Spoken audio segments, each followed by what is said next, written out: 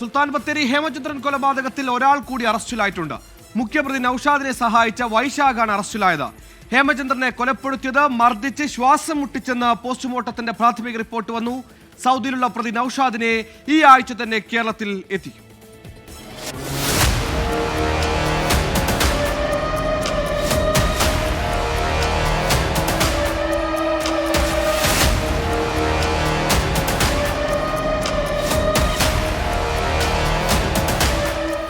ഇന്നലെ രാത്രിയാണ് മുഖ്യപ്രതി നൌഷാദിനെ സഹായിച്ച ബത്തേരി സ്വദേശി വൈശാഖിനെ അന്വേഷണ സംഘം പിടികൂടിയത്.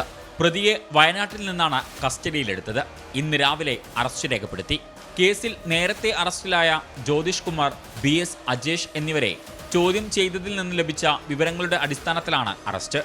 കേസിൽ റിമാൻഡിലുള്ള പ്രതികളെ കസ്റ്റഡിയിൽ വിട്ടുകിട്ടാനായി നാളെ അപേക്ഷ നൽകും. ഹേമചന്ദ്രനെ കൊലപ്പെടുത്തിയത് മർദ്ദിച്ച് ശ്വാസം മുട്ടിച്ചാണെന്നാണ് പ്രാഥമിക പോസ്റ്റ്മോർട്ടം റിപ്പോർട്ട്. മർദ്ദനമേറ്റ അടയാളങ്ങൾ മൃതദേഹത്തിൽ കണ്ടെത്തി. അതിനിടെ ഹേമചന്ദ്രന്റെ കൂടുതൽ സിം കാർഡുകൾ കണ്ടെത്താനുള്ള ശ്രമത്തിലാണ് അന്വേഷണ സംഘം. നിലവിൽ 2 സിം കാർഡുകളാണ് കണ്ടെത്തിയത്. 14 സിം ഇയാൾ ഉപയോഗിക്കുന്നുണ്ടെന്നാണ് പോലീസിന് വിവരം ലഭിച്ചത്.